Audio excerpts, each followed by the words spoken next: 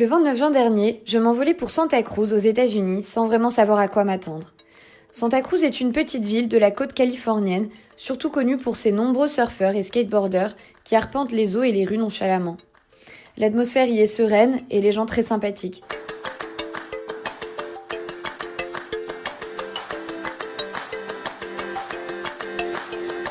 C'est alors qu'à mon arrivée à l'aéroport, deux petites dames agitaient un panneau de bienvenue chez Habitat for Humanity. Habitat est une association à but non lucratif qui s'est donnée pour mission de construire des maisons décentes à un prix abordable pour les familles modestes vivant à Santa Cruz et sur la baie de Monterey. En réalité, le prix de l'immobilier à Santa Cruz s'est envolé ces dernières années, notamment dû au fait de sa proximité avec la Silicon Valley à Palo Alto, qui ne peut plus loger la totalité de ses employés fortunés. Ils achètent alors des maisons dans les alentours, à San José par exemple, et viennent jusqu'à Santa Cruz qui se trouve à 1 heure. Il est donc difficile pour la population locale de se permettre d'acheter quelque maison que ce soit. C'est ici qu'intervient Habitat, grâce à leur main-d'œuvre composée en majorité de volontaires, aux différents dons anonymes et à des crédits d'achat à taux zéro, ils permettent à la population locale de se loger à moindre coût. J'ai donc fait partie d'une équipe de volontaires pendant 2 mois, auprès de laquelle j'ai participé à la construction d'une maison à ossature-bois sur un étage. La maison se trouve dans un lotissement nommé Los Esteros, composé de 7 logements, tous construits par Habitat. J'ai participé à la construction de la 5e maison du lotissement, constituée de 3 chambres, 2 salles de bain, une salle à manger, un séjour et d'une cuisine. J'ai eu la chance d'arriver juste après la mise en place du dallage. J'ai donc contribué au montage de la structure porteuse, du premier mur du rez-de-chaussée jusqu'à la mise en place du toit.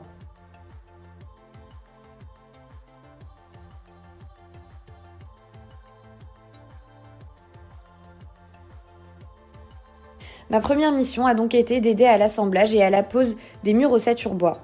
Je devais manier un pistolet à clous pour fixer les montants et lisses entre eux, ainsi que des plaques de contreplaqué lorsque l'ossature était posée.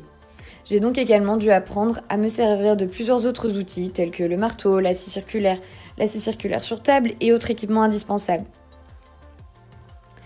Dans un deuxième temps, je devais aider à former les nouveaux volontaires. Il arrivait parfois qu'il y ait beaucoup de monde à gérer en même temps, il fallait donc les accompagner sur des tâches simples et courtes.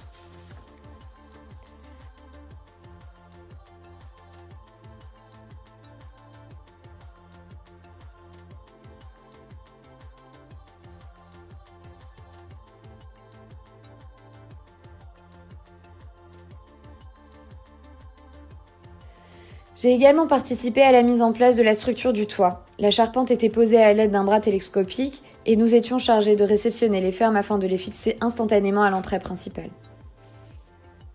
Cela demandait une bonne coordination ainsi qu'une communication optimale. Cette mission a probablement été l'une de mes préférées, de par sa complexité, le dynamisme dont il fallait faire preuve et la satisfaction de l'équipe après avoir fini de monter l'intégralité des fermes. J'ai participé à 2 petites missions à la fin du chantier et sur plusieurs petits projets venant de se terminer. J'ai donc aidé à l'aménagement extérieur de 2 constructions de Habitat. L'une d'entre elles était une granny unit.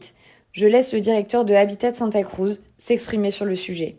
It's a pilot program called My House, My Home, and it's designed specifically to work with low-income senior homeowners who are at risk of losing their house either because they can't make their mortgage payments or because of disability needs in the house where the existing house just doesn't meet their needs anymore. There's quite a large population of senior homeowners who really are at risk of losing their home, and I think the current Santa Cruz city census shows that they have about 300 families that are income burdened, that are homeowners and are having a hard time making their mortgage payments. J'ai été affectée sur ces missions diverses et variées en raison du besoin du moment, mais aussi grâce à la confiance que j'ai acquise tout au long de mon stage. Une confiance en moi et en mon habilité à faire ce que l'on me demandait, mais également de la confiance gagnée des superviseurs à mon égard. J'ai alors réussi à faire preuve de plus en plus d'initiative, ce qui m'a valu de participer aux tâches complexes. Le dynamisme, la curiosité et la motivation sont également à la base de mon stage réussi. J'ai donc su apporter un peu de French touch, surtout de par mon accent qui ne voulait plus me quitter et de par les rires et blagues induits par celui-ci. Win the yes, Need the no to win. Again the no. J'ai utilisé mon anglais évidemment, mais j'ai surtout appris l'américain, à base de gonna, wanna, gotcha et autres mots qui prononcent beaucoup trop vite.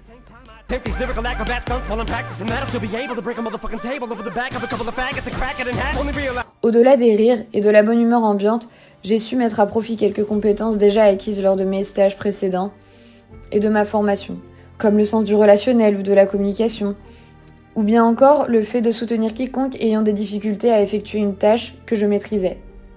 Comme je le disais, le sens de l'initiative m'a été utile pour participer aux tâches un peu plus compliquées, et j'ai su utiliser la petite connaissance du bois que j'ai acquise lors de ma formation. C'est donc en mettant en œuvre ces compétences que j'en ai acquis d'autres, comme la capacité à travailler en équipe et à expliciter les contraintes chantier à des volontaires n'ayant pas de connaissance du terrain. Mais j'ai surtout acquis des compétences techniques concernant le montage de structures bois et de tous les outils concernés par la construction. Ah, et sans oublier l'anglais. Toutefois, si je devais porter un regard critique sur l'organisation, il semblerait que nous étions parfois trop nombreux pour les tâches à effectuer, ce qui induisait l'ennui de certains et l'agacement d'autres. Je dirais qu'il est important de limiter l'équipe à 7 ou 8 volontaires pour un chantier de cette ampleur, de manière à être le plus efficace possible. Et j'ai été très étonnée par le nombre de personnes voulant participer, de 7 à 77 ans, ou 90 pour le plus âgé.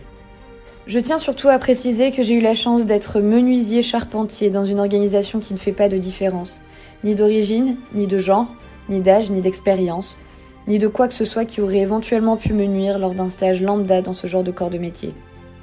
Tous les volontaires avaient les mêmes droits et étaient traités de manière égale, alors je retiendrai surtout leur valeur de partage. Toutes les personnes que j'ai rencontrées pendant ces 2 mois viennent avec une seule motivation, aider. Ce stage m'a donné plusieurs idées, desquelles j'ai longuement discuté avec David Foster, président de Habitat à Santa Cruz. Lui-même m'a demandé pourquoi n'avons-nous pas ça en France, de Habitat ou l'équivalent. Je ne pouvais pas répondre à cette question. Pourquoi ? Alors que nous avons tant de problèmes à loger les gens, qu'ils soient français ou immigrés, dans des endroits sécurisants, décents et à des prix abordables. Il n'y a jamais eu autant de logements indignes et insalubres. Lorsqu'ils sont en bon état, les HLM sont un bon moyen de pallier à la difficulté de se loger. Aux États-Unis, il n'y a pas de logements sociaux à proprement parler. Seulement des immeubles appartenant à des organisations caritatives qui pratiquent des prix inférieurs au marché. En effet, l'écart entre l'offre et la demande est très important en Californie. Il manque près de 1,5 million de logements à la population. C'est ainsi qu'Habitat prend tout son sens. Ils interviennent ponctuellement et aident les familles modestes à accéder à la propriété. C'est donc un autre principe d'aide au logement que le nôtre, qui pourrait être complémentaire à ce que l'on a déjà. Alors j'ai fait quelques recherches. Il existe bien des groupes de voisins qui ont pris l'initiative de s'entraider, ou bien des associations françaises qui créent des projets à l'étranger, ce qui est tout à fait honorable d'ailleurs. Mais rien sur une organisation construisant des maisons sur la base du volontariat. Je trouve pourtant l'idée de créer des habitats pour quelques familles à moindre coût et sans profit aussi bien applicable à la France, surtout dans le contexte actuel et notamment pour répondre à la problématique de l'habitat indigne. C'est d'ailleurs l'idée première de la Fondation Abbé Pierre, qui se bat contre le mal logement depuis 26 ans maintenant. Alors pourquoi, par exemple, ne pourrions-nous pas créer une branche de construction à base de volontariat à l'intérieur même de cette fondation ? Tout cela paraît un peu idyllique, j'entends bien, et pourtant c'est possible, puisque ça existe et que d'autres l'ont fait. Alors très honnêtement, je me sens bien petite pour une idée si grande, mais après tout, pourquoi pas ? Affaire à suivre. Je suis impatient de finir ma vie, que le bon Dieu m'appelle. Quand je souris, je dis aux grandes vacances. Si cela n'arrivait pas avant que je rende mon dernier soupir, sur ma tombe à la place de fleurs et de couronnes, apportez-moi des listes de milliers de familles, de milliers de petits-enfants auxquels vous aurez pu donner les clés d'un vrai logement.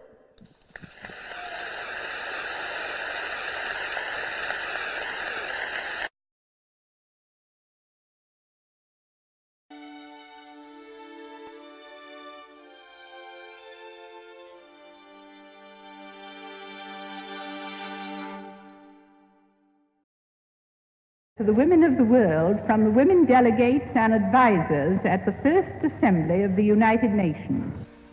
Vous l'aurez deviné, je vais vous parler du féminisme aux États-Unis, et plus précisément, en quoi les femmes américaines ont fait et font pour s'imposer dans des métiers étant considérés comme réservés aux hommes. Et en quoi la société américaine d'aujourd'hui a-t-elle la capacité d'accepter ces changements. Alors je vais essayer de vous épargner les clichés féministes et autres généralités sur le sujet. Si j'ai choisi de parler de féminisme, c'est surtout parce que j'ai été surpris par le nombre de femmes engagées que j'ai rencontrées à Santa Cruz. Des femmes qui se sont battues pour leurs droits et pour les jeunes générations d'Américaines qui vivent aujourd'hui une transition. D'abord de par l'acceptation de la société dans laquelle elles évoluent, mais aussi grâce au fait qu'elles continuent cette guerre contre la discrimination au travail. Alors dans cette vidéo, je vais vous parler non seulement des femmes d'aujourd'hui, mais aussi du combat des générations passées, qui ont permis la libération des jeunes générations. En effet, la révolution féministe s'est faite en deux parties. La première a débuté à la fin du 19e siècle, avec comme principale revendication le droit de vote, les conditions de travail, le droit à l'éducation. La deuxième révolution féministe a eu lieu en 1960 et dénonçait l'inégalité des lois, les inégalités culturelles et le rôle de la femme. Nous aborderons surtout ce dernier point, le rôle des femmes dans la société et leur montée progressive à des postes initialement réservés aux hommes. Je m'appuierai tout d'abord sur les propos de Margot McBain, historienne spécialisée dans les inégalités de genre aux États-Unis. Je ferai également appel à Patricia Dollar, qui est l'une des premières femmes sapeurs-pompiers en Californie, et Jocelyn Gonzalez, qui fait partie d'une association qui aide les jeunes filles à se tourner vers des métiers d'ingénieur. Et j'ai donc eu la chance d'être entourée de femmes engagées qui avaient envie de partager leur histoire avec moi. So my name is Dr. Margot McBain, and my doctorate is in history, and I got my doctorate at UCLA, University of California, Los Angeles, and I did a dual doctorate, so mine was in labor and gender. Mm-hmm. Can we talk just quickly about 1960s, the second women movements? So this is coming out of a very conservative time in the 1950s where women were expected after World War II to go back at home and have babies and not go back to the workforce. That was the ideal woman. Yes. And so we have Betty Friedan, who actually was one of those women that went back. She had gone to Smith College. She was a writer for magazines, for women's magazines. But she went back to the reunion of Smith College in the 1950s of her classmates and found out a lot of people weren't happy.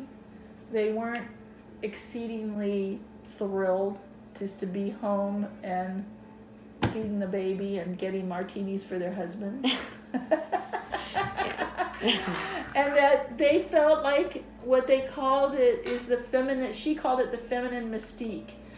The problem that has no name. Yeah. Which she meant that women felt unfulfilled. Mm-hmm. So now she's going to write this book, The Feminine Mystique, about criticizing women going back at home and not having anything to do. Mm-hmm. And she becomes one of the spearhead leaders of part of the women's movement of the 60s. Mm-hmm. So she is part of this group that founds the National Organization of Women. Mm-hmm. And what those people are trying to do is push for legislation at the government level to promote equal rights, so that jobs, women could have equal access to jobs. Mm-hmm. They're the ones who are pushing for the Equal Employment Opportunities Commission, which came out of the civil rights.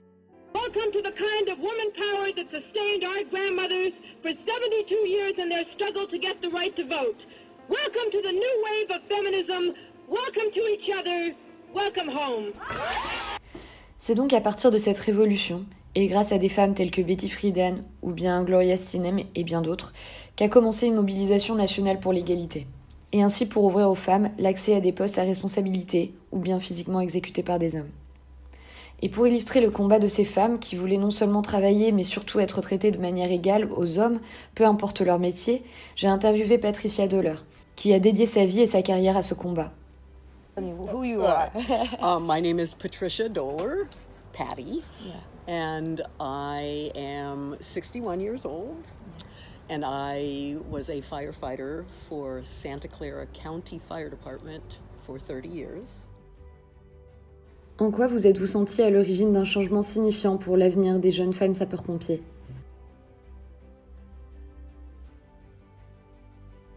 So I spent my entire career inventing things for women's successful integration. And for example, we had no maternity leave policy.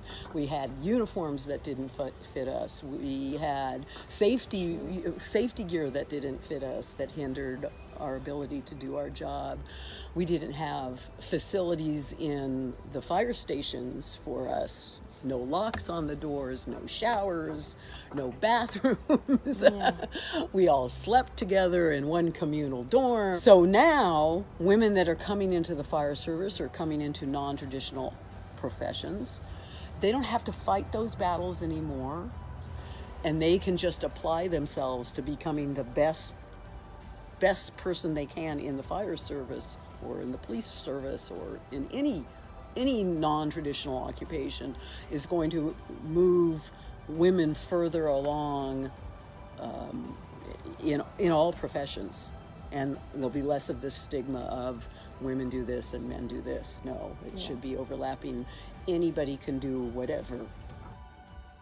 Qu'avez-vous fait concrètement pour changer les choses?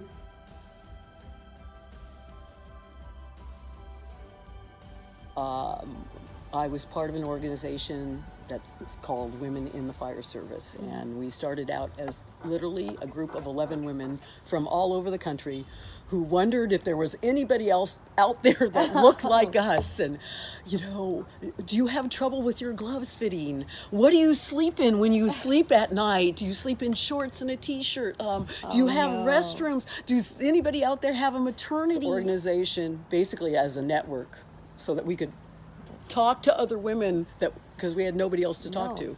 And then we developed it into an organization that was basically provided all the information on these issues for all fire departments that were now hiring women in their fire departments. So they. And what about now? You started. Yes. So the organization is still in existence. It's an international organization, and it started literally with these group of 11 women.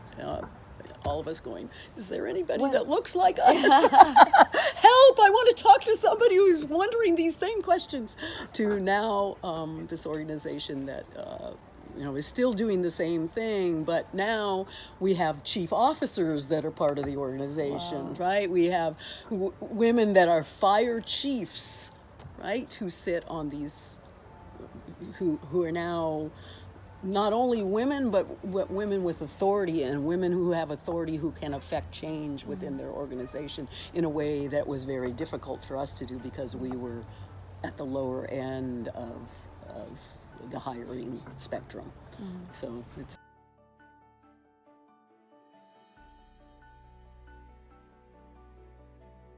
Comment avez-vous fait la différence pour arriver à être intégré dans ce métier? And the answer to that question is, I'm doing above and beyond because I know I'm in the spotlight. I know I'm in the fishbowl. I know that everything I do reflects on all the women that follow me that are trying to do the same thing. So I have to actually do it better than the men because all those eyes are always on me. And if I fail, that means all women fail. Yeah. Quel conseil donneriez-vous aux jeunes femmes d'aujourd'hui qui veulent faire de même? And number one, you're going to succeed. I would say that. C-A-N-T, can't, is not in your vocabulary. Throw that word out. It's not in your vocabulary. You will do this, and we're just going to find your way. And it doesn't matter how long it takes. I want nothing from you except to ask you that when other women come into the fire service, or I helped women in the police force as well, that you will do the same for those. Yeah. What I am doing for you, you are going to pass it forward. À propos de ces nouvelles générations, Jocelyne Gonzalez, 21 ans, étudiante en génie civil, nous fait part de sa manière de donner l'envie aux jeunes filles de se tourner vers des postes à responsabilité et d'ainsi perpétuer le combat des générations passées. Yeah. What kind of action you make and what kind of difference you make? So what we focused on last year, and what I want to keep doing, is we did outreaches. One of the main things we did was that, and what it was is we went to high schools around the area. Yeah, we went to high schools and middle schools, and we went in the classroom, interacted with the students, and we just talked to them about what we did, what WISE did, and how it's a possibility for any woman to go into whatever field they want, whether it's a male-dominated field like engineering, or if you want to be a doctor, it doesn't have to be engineering. It could be any field in the STEM world, just, you know? Yeah, just to tell them it's possible, you can actually do that. Alors dans ces témoignages, on ne peut que constater que le changement est là, et que la société américaine, ou du moins de ce que j'en ai vu, accepte ce changement. D'abord de par une législation qui change, mais aussi et surtout par la prise en compte des femmes dans cette société et dans tous les milieux professionnels sans exception, autant dans leurs différences physiques que dans la reconnaissance de leur habilité à exécuter les tâches aussi bien que les hommes. J'ai ainsi essayé de faire de leur force un vrai sujet, un sujet qui montre des femmes ordinaires, qui accomplissent encore aujourd'hui des choses extraordinaires. Shiro has goals, many goals that she wants to fulfill. Shiro also helps out other people. I mean, she'll be moving up, but she'll also bring a lot of people with her, a lot of women with her, and she'll teach them everything that she knows. Shiro is involved in communities, constantly interacting with others, constantly just trying to feed people with knowledge. And Shiro also shows everybody else that it doesn't matter where you come from, what race you are, what gender you are. You can pretty much do anything you want with hard work and dedication, of course. Yeah.